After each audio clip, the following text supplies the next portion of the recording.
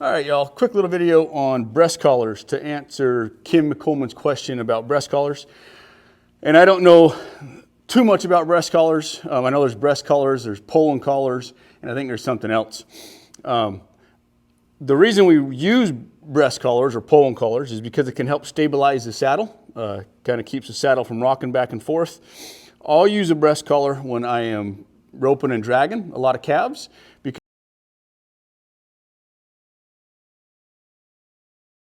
because I can keep my cinches a little bit looser, and then I can put, when I put the breast collar on when I'm dragging something, instead of all the weight being on the cinches, then there's a lot of weight in the breast collar, so they're actually pushing into the breast collar.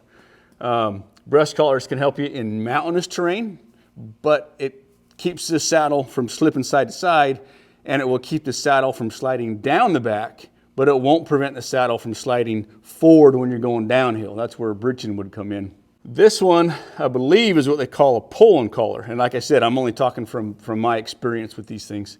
The Poland collar comes up, see if I can't turn him a little bit.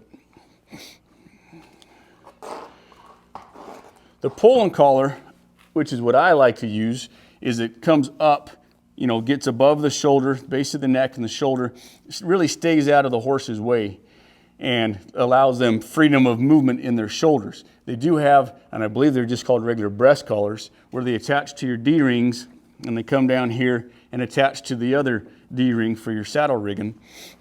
And those ones are very strong, very tough, very durable, and they do the same purpose, have the same purpose, but in my opinion, and I have ridden in those a little bit many years ago,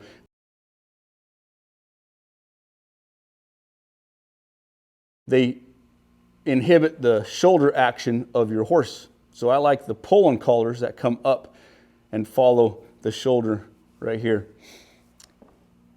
There is another style of Poland collar where it comes up here a little bit higher, and you run it through the hand hole around your pommel and buckle it on both sides. So it comes up even a little bit steeper of an angle. I've never used those. I don't know the advantages of those over this one.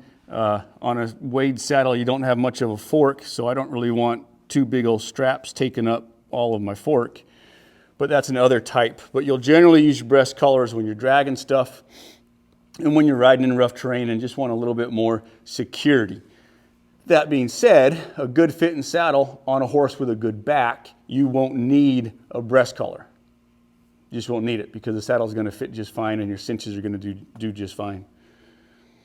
And then the last thing I'll say about breast collars is if you do start to ride them, just when you do them up, when you're saddling your horse, do your front cinch, your rear cinch, and then your breast collar.